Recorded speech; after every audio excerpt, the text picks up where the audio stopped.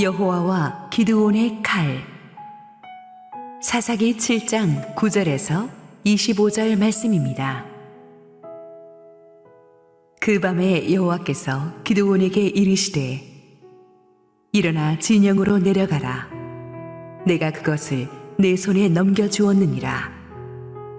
만일 내가 내려가기를 두려워하거든 내 부하 부라와 함께 그 진영으로 내려가서 그들이 하는 말을 들으라. 그 후에 내 손이 강하여져서 그 진영으로 내려가리라 하시니 기드온이 이에 그의 부하 부라와 함께 군대가 있는 진영 근처로 내려간즉 미디안과 아말렉과 동방의 모든 사람들이 골짜기에 누웠는데 메뚜기의 많은 수와 같고 그들의 낙타의 수가 많아 해변에 모래가 많음 같은지라. 기드온이 그곳에 이른즉 어떤 사람이 그의 친구에게 꿈을 말하여 이르기를 보라, 내가 한 꿈을 꾸었는데 꿈에 보리떡 한 덩어리가 미디안 진영으로 굴러들어와 한 장막에 이르러 그것을 쳐서 무너뜨려 위쪽으로 엎으니 그 장막이 쓰러지더라. 그의 친구가 대답하여 이르되 이는 다른 것이 아니라 이스라엘 사람 요아스의 아들 기드온의 칼이라.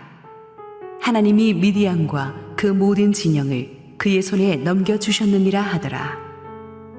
기드온이 그 꿈과 해몽하는 말을 듣고 경배하며 이스라엘 진영으로 돌아와 이르되 일어나라. 여호와께서 미디안과 그 모든 진영을 너희 손에 넘겨주셨느니라 하고 300명을 세 대로 나누어 각 손에 나팔과 빈 항아리를 들리고 항아리 안에는 횃불을 감추게 하고 그들에게 이르되 너희는 나만 보고 내가 하는 대로 하되 내가 그 진영 근처에 이르러서 내가 하는 대로 너희도 그리하여 나와 나를 따르는 자가 다 나팔을 불거든 너희도 모든 진영 주위에서 나팔을 불며 이르기를 여호와를 위하라 기드온을 위하라 하라 하니라. 기드온과 그와 함께한 100명이 이경초에 진영 근처에 이른즉 바로 파수꾼들을 교대한 때라. 그들이 나팔을 불며 손에 가졌던 항아리를 부수니라. 세대가 나팔을 불며 항아리를 부수고 왼손에 횃불을 들고 오른손에 나팔을 들어 불며 외쳐 이르되 여호와와 기드온의 칼이다 하고 각기 제자리에 서서 그 진영을 애워싸매 그 온 진영의 군사들이 뛰고 부르짖으며 도망하였는데 300명이 나팔을 불 때에 여호와께서 그 온 진영에서 친구끼리 칼로 치게 하심으로 적군이 도망하여 스레라의 베시다에 이르고 또 닷밭에 가까운 아벨 무홀라의 경계에 이르렀으며 이스라엘 사람들은 납달리와 아셀과 온 므낫세에서부터 부름을 받고 미디안을 추격하였더라. 기드온이 사자들을 보내서 에브라임 온 산지로 두루다니게 하여 이르기를 내려와서 미디안을 치고 그들을 앞질러 벳바라와 요단강에 이르는 수로를 점령하라 하매 이에 에브라임 사람들이 다 모여 벳바라와 요단강에 이르는 수로를 점령하고 또 미디안이 두 방백 오렙과 셉을 사로잡아 오렙은 오렙 바위에서 죽이고 셉은 셉 포도주 틀에서 죽이고 미디안을 추격하였고 오렙과 셉의 머리를 요단강 건너편에서 기드온에게 가져왔더라. 할렐루야. 우리 하나님께 감사와 영광의 박수 올려드리겠습니다.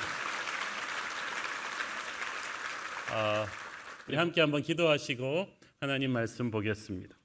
사랑하는 아버지, 은혜를 감사합니다. 오늘도 부족한 종을 감추시고 주의 은혜를 보여 주옵소서. 예수님 이름으로 기도했습니다. 아멘. 언더독의 반란이라는 말을 한 번쯤은 들어보셨을 것입니다. 객관적으로 절대적인 약자가 다 이길 거라고 생각하는 절대 강자를 꺾는 이변을 연출하는 것을 뜻하죠. 동서양의 전쟁사를 보면은 가히 언더독의 반란이라고 할 만한 기적 같은 반전의 그 사례들이 심심찮게 보입니다. 우리나라만 해도 이순신 장군이 12척의 배로 330척의 일본 수군을 그 울들목에서 패퇴시킨 전설의 명량해전의 이야기가 있지 않습니까? 오늘 우리는 구약성경에서 그에 못지않은 기적 같은 반전의 승리, 기드온의 300용사의 전설 같은 승리를 함께 살펴볼 것입니다. 9절 10절 읽습니다. 그 밤에 여호와께서 기드온에게 이르시되 일어나 진영으로 내려가라. 내가 그것을 네 손에 넘겨 주었느니라. 만일 네가 내려가기를 두려워하거든 네 부하 브라와 함께 그 진영으로 내려가서. 그 밤에라는 말은 어느 밤이냐 하면 지난주에 우리가 배웠던 32,000명 병력을 하나님이 순식간에 300명으로 만들어버리신 그 밤입니다. 사실 적병이 13만 5천인데 이쪽에 32,000명도 부족할 판인데 그걸 또 너무 많다고 하시면서 하나님이 300명으로 줄이신 그 밤, 사실 말은 안 했지만 기드온이 얼마나 간이 쪼그라들었겠어요. 이 병력을 가지고 뭘 하나, 당장 내일 아침에 동이 트면 적군과 일전을 벌여야 될 텐데 어떡하나. 하나님께서는 기드온의 그런 두려운 마음을 아셨습니다. 하지만 그렇다고 해서 기드온에게 새로운 병력을 보충해 주지는 않으셨습니다. 대신 그의 믿음을 보충시켜 주셨습니다. 일어나 진영으로 내려가라. 내가 그것을 네 손에 넘겨주었느니라. 적을 내 손에 넘겨주었다는 말은 이미 승리를 내가 너에게 보장해 줄 것이다 라는 하나님의 예언인데, 이 말씀을 벌써 기드온한테 몇 번씩 해 주셨어요. 그런데 들을 때는 기드온이 아멘 아멘 했는데 듣고 나서 돌아보면 현실이 너무 무서워요. 그래서 하나님이 말씀도 몇 번 주시고 성령도 부어주셨는데도 기드온은 아멘하고 돌아서서 또 두렵고 돌아서서 또 두렵고, 우리는 그런 기드온의 모습에서 우리 자신의 모습을 볼 수가 있습니다. 그래서 하나님께서는 그때마다 기드온을 믿음이 없는 인간아 그러면서 구박하지 않으시고 계속해서 격려의 말씀을 주십니다. 시편 94편 19절 내 속에 근심이 많을 때에 주의 위안이 내 영혼을 즐겁게 하시나이다. 그러므로 근심이 많을 때는 주님의 위안을 많이 받아야 돼요. 위안을 받으려면 주님과 시간을 많이 보내야겠죠. 그러면 하나님의 격려가 내 안에 있는 근심과 의심의 파도를 조금씩 몰아내 줄 것입니다.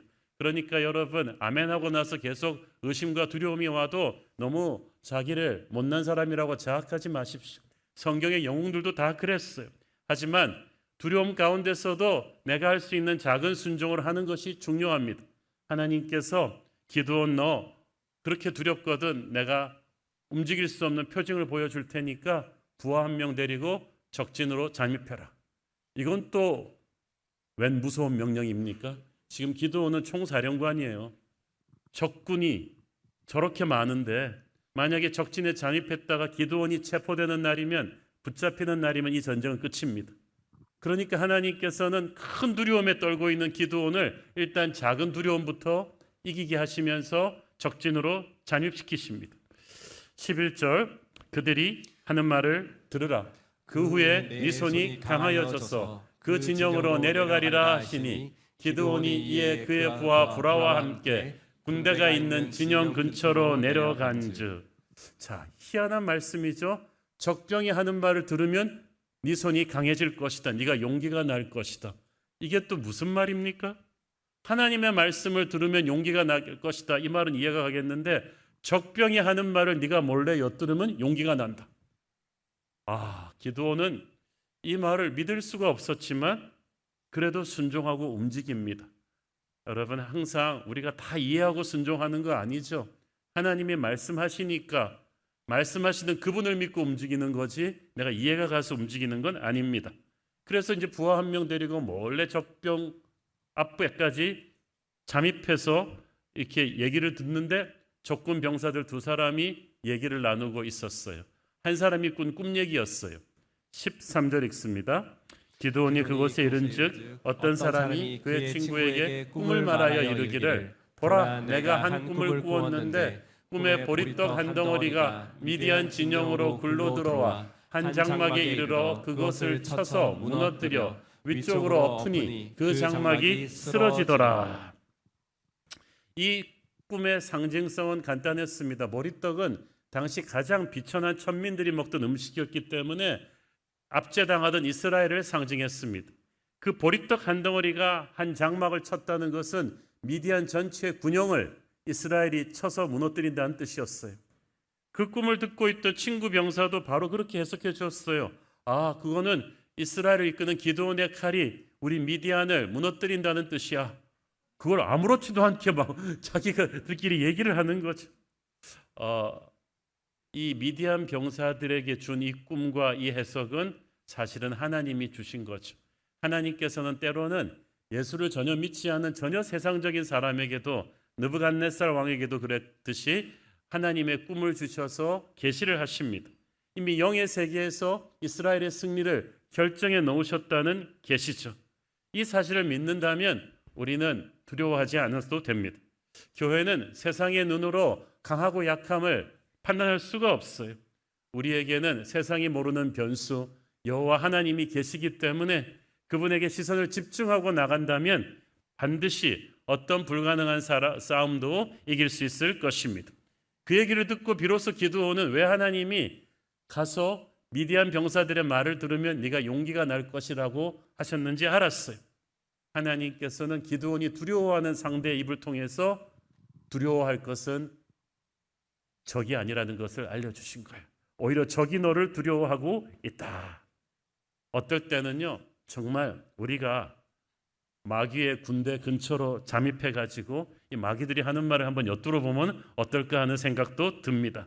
우리는 세상의 힘을 무서워하지만 세상의 힘을 뒤에서 쥐락펴락하고 있는 마귀들의 소리를 들어보면 실은 마귀가 교회를 무서워하고 있어요. 말씀과 기도로 무장한 하나님의 교회가 몽골로, 캄보디아로, 인도네시아로 아우리치를 갈 때 그 지역의 마귀들은 도대체 무슨 소리를 하고 있을까? 아마도 그들은 두려워하고 있을 것입니다. 하나님께서는 적의 입을 통해 기드온에게 용기를 주셨어요. 그 순간 기드온의 머리가 확 밝아졌습니다. 15절 읽습니다. 기드온이 그 꿈과 해몽하는 말을 듣고 경배하며 이스라엘 진영으로 돌아와 이르되 일어나라, 여호와께서 미디안과 그 모든 진영을 너희 손에 넘겨주셨느니라 하고. 자, 기드온은 이 순간 하나님께 엎드려 경배했죠. 이 경배했다는 히브리어 원어는 비밀을 풀었다는 의미도 있고 땅에 얼굴을 대고 엎드렸다는 의미도 있습니다. 저는 이 둘 다 여기에 해당한다고 봅니다. 기드온은 적병의 입을 통해 들려주신 이 승리의 메시지에 너무 감격해가지고 영적으로 뻥 뚫리는 걸 느꼈을 거예요. 그래서 하나님께 털썩 엎드려 그 자리에서 경배했을 것입니다. 지금 기드온이 엎드려 예배하고 있는 것은 적군이 바로 눈앞에 있는 위험한 지역이에요. 발각되면 어찌 될 수도 모르는 위험한 곳인데 상관하지 않았어. 바로 그 순간 그는 하나님을 예배하지 않고는 견딜 수가 없었습니다. 어디에 있든지 우리는 하나님께 감사할 수 있습니다. 예수를 안 믿는 직장인들이 가득한 여러분 사무실에서도 문 걸어 잠그고 잠깐 예배할 수 있죠. 하늘을 향해서 열린 길을 찾을 수가 있습니다. 사소하고 우연하게 보이는 어떤 사건 속에서 우리가 하나님의 임재를 느꼈을 때는 부끄러움 없이 예배할 수 있습니다. 하나님께서 지금까지 기드온이 정말 많이 의심하고 불안해할 때마다 계속해서 때로는 양털을 젖게 했다가 말리게 했다가 때로는 적군의 입을 통해서 기드온을 계속 격려하시면서 한 사람을 세워가십니다. 하나님한테는 이게 굉장히 중요해요. 우리의 연약한 믿음을 하나님이 계속 빌드업하시는 이 과정이 정말 중요합니다. 정작 치고받는 싸움은 그렇게 길게 나오지 않잖아요. 중요한 건 우리 마음에서의 영적인 전쟁을 승리하는 거예요. 이제 기드온에게서 의심이 사라지는 순간 리더의 가슴에 의심이 사라지면 뭐 하죠? 액션이죠. 돌아오자마자 병사들을 깨웁니다. 일어나라. 하나님이 오늘 우리에게 승리를 주실 것이다.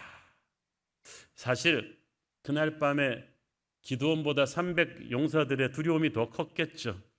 그래서 아마 잠도 제대로 못 들고 뒤척이고 있었을 텐데 대장이 돌아오자마자 출동 준비를 시킵니다.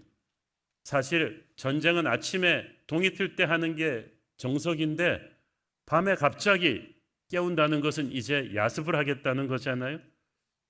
그런데 갑자기 병사들이 어떻게 자다가 일어나서 기드온을 따랐을까요?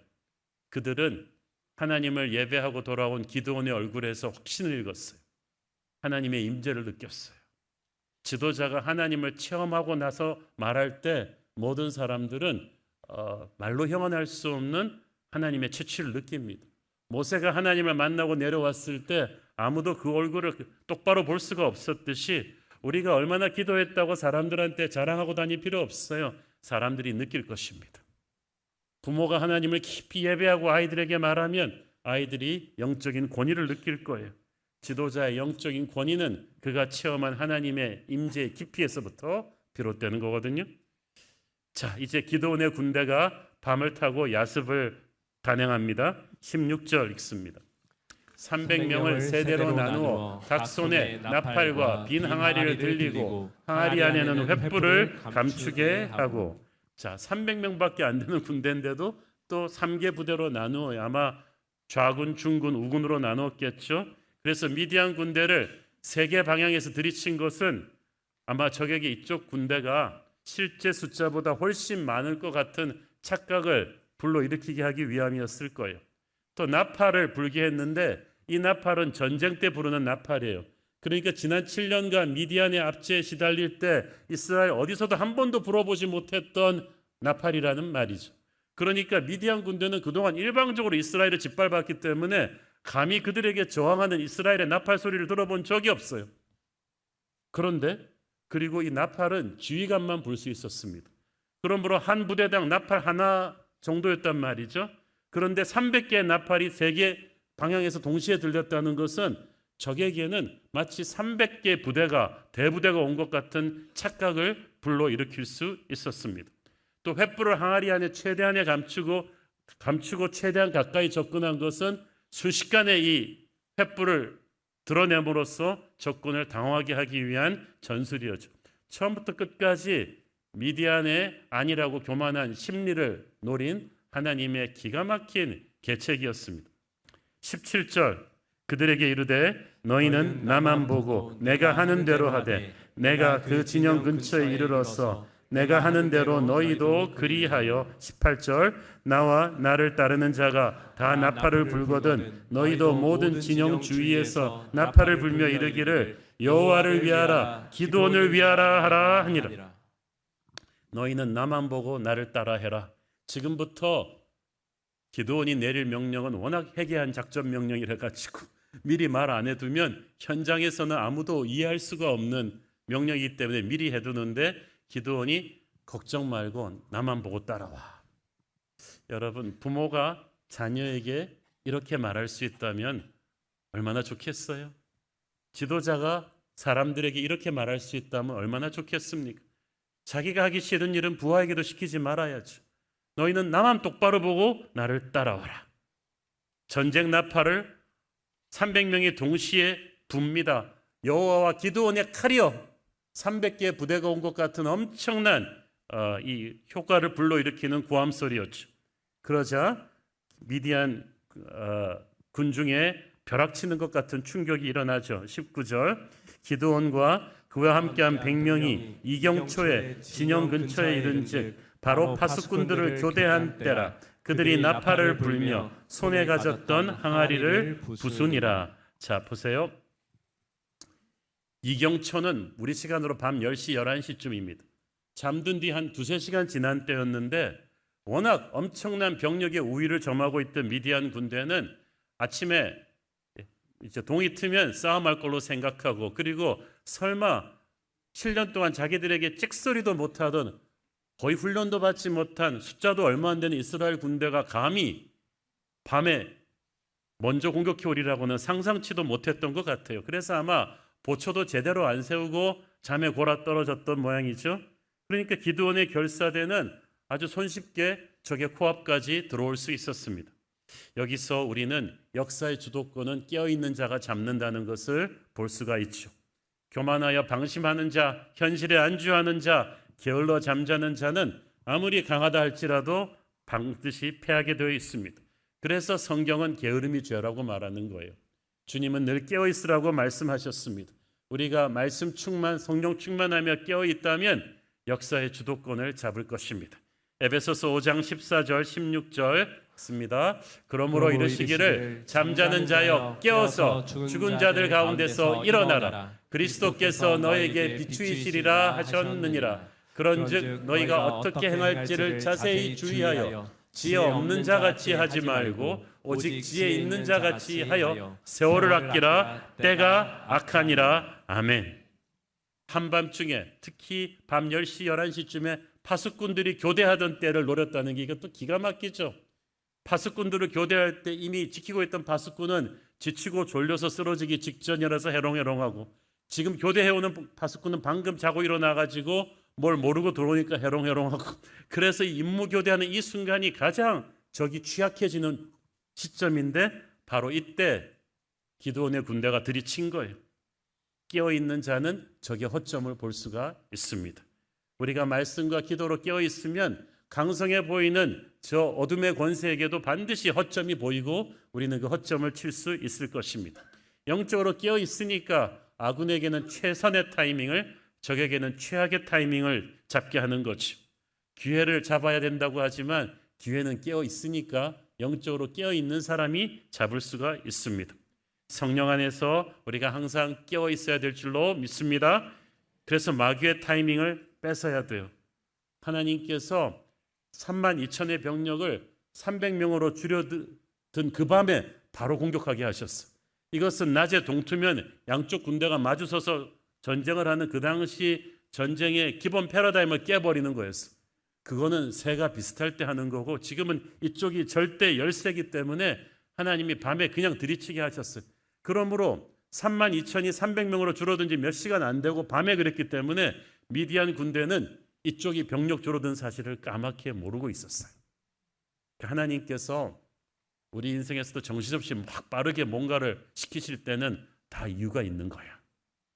아침에 해가 떴으면 이 전쟁은 백전백패입니다. 어두웠기 때문에 가능한 작전이지.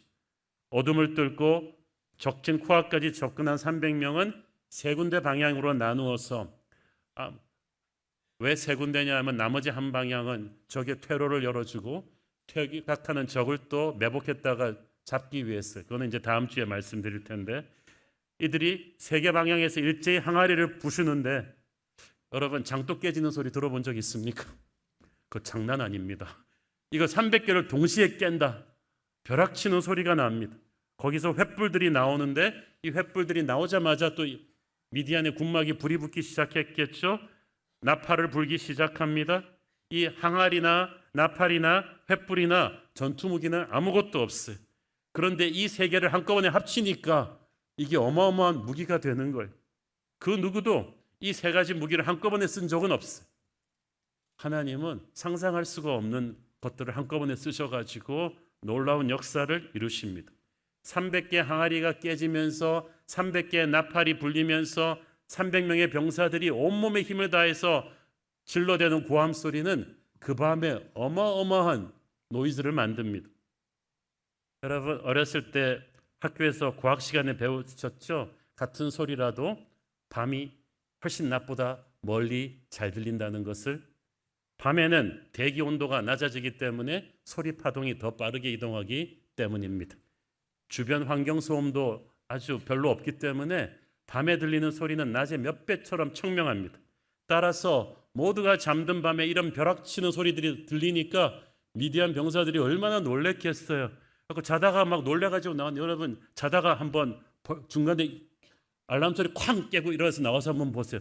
한 1분은 정신이 없어요. 눈에 보이는 게 아닙니다. 그런데 장막방으로 나가보니까 사방에서 막 횃불들이 일어나고 있는 거죠. 이건 누가 봐도 엄청나게 큰 대군이 자기들을 포위하고 덮친 거라고 밖에는 해석이 안 되는 거예요. 그 사실을 깨닫는 순간 미디안 군대는 뭐 100만이라도 소용이 없어요. 두려움의 노예가 되어서 패닉하기 시작합니다. 그리고 공격이 시작되죠. 20절 세대가 나팔을 불며 항아리를 부수고 왼손에 횃불을 들고 오른손에 나팔을 불며 외쳐 이르되 여호와와 기드온의 칼이다. 이 구호가 중요합니다. 여호와와 기드온의 칼이다. 제일 중요한 건 하나님의 칼이에요. 이 전쟁은 하나님이 먼저 나가 싸우시는 전쟁입니다. 우리가 어떤 적과 싸우는가는 중요하지 않아요. 하나님이 먼저 나가 싸우시는 게 중요해요. 내가 먼저 나가 싸우면 기드온과 여호와의 칼은 꺾입니다. 하나님과 기드온의 칼이 꺾이지 않습니다. 하나님이 처음부터 끝까지 다 하시는 전쟁이에요. 그러면 어떤 분들은 그러면 왜 기드온의 칼은 있어야 되냐? 여호와의 칼만 있으면 되지. 하나님이 군호를 그렇게 정하셨어요. 제가 보니까 참 감사하게도 하나님이 다 하시지만, 혼자 다 하실 수 있지만 미약한 기드온의 순종을 쓰시겠다는 거예요. 할렐루야. 하나님이 직접 여러분한테 설교하시면 훨씬 잘하시죠. 그렇지만 저같이 아무것도 아닌 중간 매개체를 쓰시겠다는 거 아니에요? 하나님이 혼자서 만나로 5,000명 먹이실 수 있죠. 그렇지만 아무것도 아닌 소년의 오병이어의 도시락을 굳이 재료로 쓰시겠다고 합니다. 하나님은 지금도 연약한 우리 기드온들의 순종을 쓰시기를 원하세요. 성경에 많은 전쟁이 나오지만 하나님이 한 번도 같은 전술을 쓰신 적이 없어요. 그래서 마귀가 아무리 역사를 연구해도 소용이 없어요.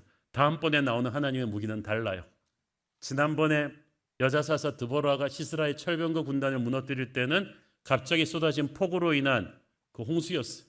그렇지만 지금은 또 나팔과 제그릇에 담긴 횃불입니다. 우리는 지나고 보니까 이게 다 이해가 되지만 당장 그 자리에서 순종해야 되는 기드온의 병사들은 황당하죠. 이 상식적으로 이게 퍼즐이 안 맞춰지지 않아요?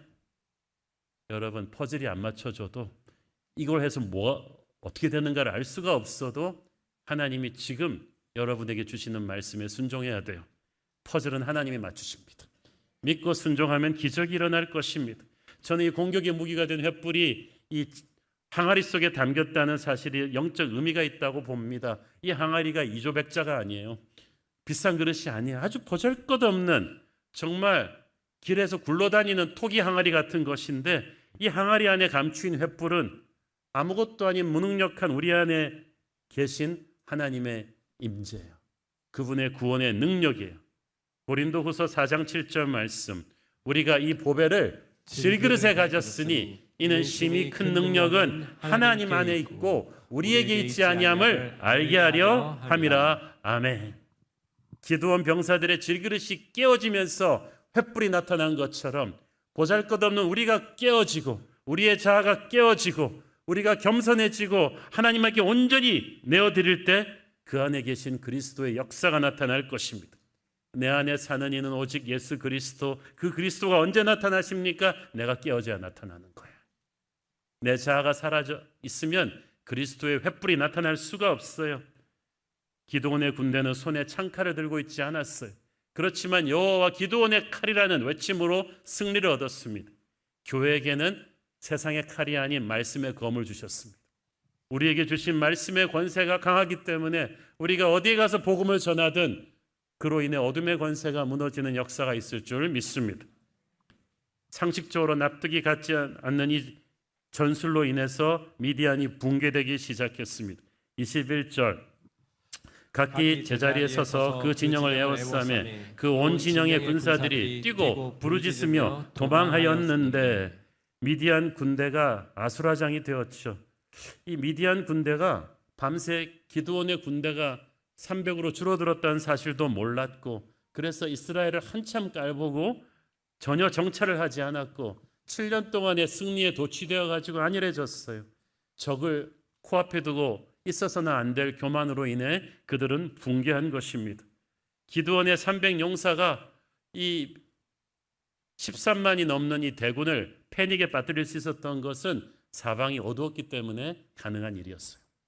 우리는 어둠을 싫어합니다.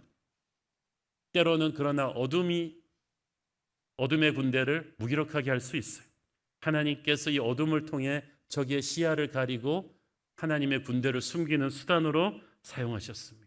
우리가 영적으로 깨어있기만 한다면 하나님은 어둠을 통해서도 역사하실 거야. 우리 인생에서도 어둠이 있어요. 불경기도 어둠이죠. 병이 드는 것도 어둠이지만 이 어둠이 모든 절망만은 아닙니다. 이것을 통해서 오히려 하나님이 놀랍게 여러분을 통해 역사하실 수 있을 줄 믿습니다. 저는 21절의 기드온의 군대가 각기 제자리에 서서 그 진영을 에워쌌다는 말이 믿기지가 않습니다. 여러분, 10,000명이 100명을 포위했다는 말은 이해가 되지만 100명이 10,000명을 포위했다는 말이 이해가 되세요? 지금 300명이 13만을 포위했다는 말은 그 말이에요. 그런데 저는 이게 사실이었다고 믿습니다. 사실 영적인 세계에서 볼 때는 포위한 거예요. 처음부터 하나님은 300명으로 병력을 줄일 때부터 지금 이스라엘과 미디안의 싸움에 관심이 있으셨던 것이 아니라 미디안을 코앞에 둔 이스라엘 진안에서 이스라엘 자신의 회개와 정결을 기다리고 계셨습니다. 처음부터 미디안은 타락한 하나님을 버린 이스라엘을 징계하는 도구에 불과했어요. 하나님은 한순간에 결정으로 미디안을 붕괴시킬 수도 있었지만 문제는 하나님을 떠난 이스라엘의 죄악이었죠. 미디안의 강성함이 문제가 아니었어요. 이스라엘의 타락이 문제죠. 이스라엘이 회개하고 거룩을 회복하기만 한다면 이제부터 미디안은 문제가 아닙니다. 교회가 거룩을 회복하기만 한다면 어떤 음부의 권세도 이길 수가 있습니다. 거룩을 회복한 교회는 단순한 믿음으로 승부합니다. 믿음은 이곳저곳에 다리를 걸치고 가는 게 아니라 하나님에게 올인하는 것입니다. 기드온의 300용사들은 우상을 제거하고 나온 용사들입니다. 그들의 결정적인 승부처는 믿음이었어요. 믿음의 사람들에게는 하나님의 손이 함께하고 하나님의 손이 함께하니까 보이지 않는 영적인 세계에서는 300명 기드온의 공사들 주위로 아마 몇십만의 천군 천사의 군대가 호위했을 것입니다. 그러니까 눈에 보이는 건 300이지만 13만 5천의 적군을 포위한 게 맞습니다. 그리고 미디안이 무너지기 시작합니다. 22절 300명이 나팔을 불 때에 여호와께서 그 온 진영에서 친구끼리 칼로 치게 하심으로 적군이 도망하여 스레라의 벤시다에 이르고 또 단밭에 가까운 아벨 무올라의 경계에 이르렀으며. 자, 친구끼리 칼로 쳤다. 미디안 병사들은 잠에서 화들짝 놀라서 나와 보니까 막 사방에서 고함 소리 나고 횃불이 막 얼룩거리고 하니까 이미 적의 대부대가 미디안 진영 안으로 들어왔다고 생각했어.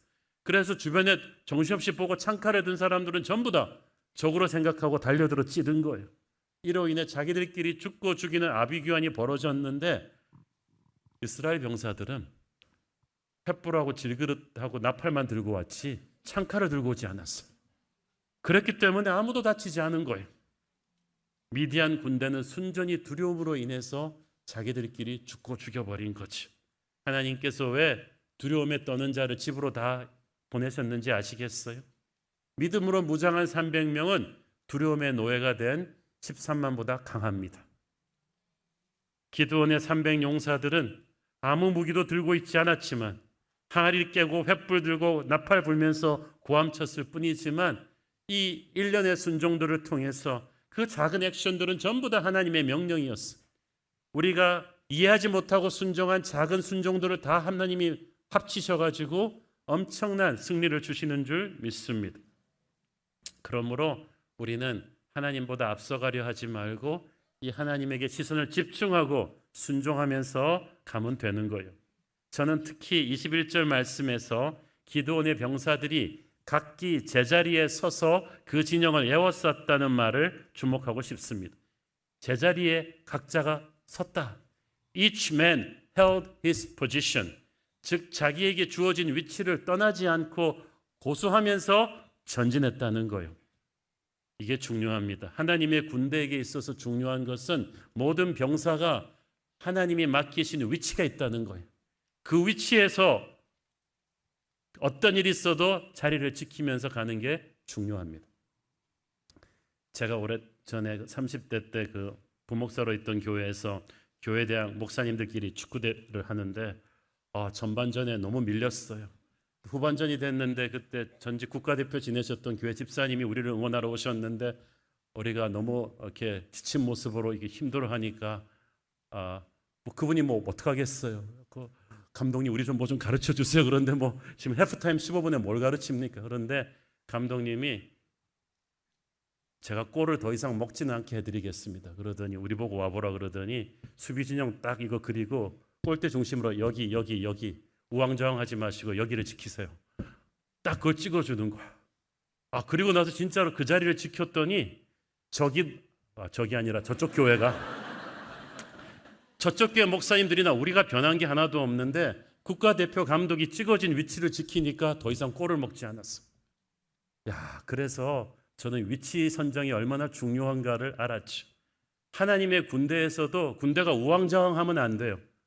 하나님이 우리에게 서 있으라고 하신 위치를 지켜야 돼요. 전략은 하나님이 주도하십니다. 상식을 뒤엎는 어지러운 전략 같지만 하나님께서 그 300명에게 주신 위치가 있단 말이에요. 그 위치를 우리가 순종으로 신실함으로 지켜야 돼요. 이해가 되지 않는다고 할지라도 단 한 사람의 불순종도 일을 그르칠 수 있었어요. 뭐 이 큰 교회에서 나 하나쯤이야 이런 생각을 버리셔야 돼요. 우리 주차팀이 이 무더위에도 자기 위치를 계속 지키고 있잖아요. 너무 고마운 일이죠. 여러분 나가다가 아이스크림이라도 하나 좀 주고 가시기 바랍니다. 목회자는 목회자의 위치가 있고 장로는 장로의 위치가 있고 뉴젠 주일학교 선생님은 선생님의 위치가 있는데 이 위치를 여러분이 지키셔야 돼요. 예배의 자리, 기도의 자리, 사역의 자리, 보잘것없어 보여도 영적 전쟁의 시각에서 볼 때 전체 전투의 향방을 가를 수 있는 중요한 위치가 바로 여러분의 위치일 수도 있어요. 한 사람이 그 위치를 게을러서 안 지키잖아요. 마귀는 반드시 그곳을 공격하고 올 것입니다. 그러므로 300의 군사로 13만을 포위하고 승리하려면 300이 모두 하나님이 주신 자기 자리를 굳게 지켜야 합니다. 우리 새로운 교회가 한국교회 안에서 지켜야 될 위치가 있는데 이 위치를 잘 지키면 어둠의 세력이 물러갈 거예요. 그리고 이 위치는 그냥 간신히 생존하기 위해 지키는 위치가 아니라 공격하는 군대의 위치라는 거죠. 공격에도 자기 위치가 있어요. 아프리카의 세렝게티 코뿔소는 10m 앞을 보지 못합니다. 시력이 안 좋아서. 그런데 안 보여도 상관이 없대요. 왜냐하면 코뿔소가 평균 무게가 3톤이 나가는 코뿔소가 시속 50km의 속도로 때를 져 질주하면 앞에 있는 것들이 알아서 비키지 코뿔소가 볼 필요는 없다는 거지. 그래서 코뿔소의 별명이 동물계의 전차입니다. 우리가 정말 세상을 너무 연구할 필요 없어요. 어제나 오늘이나 내일이나 변함없는 하나님의 말씀에 순종하면서 달려간다면 하나님의 역사가 우리를 통해 이루어질 것이고 마귀의 군대는 알아서 피하게 될 것입니다. 그들의 보잘것없는 순종이 하나님의 크신 능력이 실리니까 어마한 무시한 적군을 괴멸시켰듯이 교회 손에 세상적인 무기가 없어도 하나님이 주신 말씀의 검이 있고 기도의 횃불이 있는 줄로 믿습니다. 우리가 이 하나님이 주신 무기로 무장하고 자기 자리를 지키면서 전진한다면 우리는 어떤 어둠의 권세도 이길 수 있는 강한 하나님의 군대 될 줄로 믿습니다. 우리 기도하겠습니다. 주님 은혜를 감사합니다. 하나님, 기드온이 마주했던 미디안의 대군처럼 우리가 마주하고 있는 세상의 권세, 어둠의 권세는 강하고 커 보입니다. 우리의 손에 세상적인 무기는 없습니다. 그러나 하나님이 주신 말씀의 검이 기도의 횃불이 우리에게 있으니 강하고 담대하게 하여 주시옵소서. 예수님 이름으로 기도했습니다. 아멘.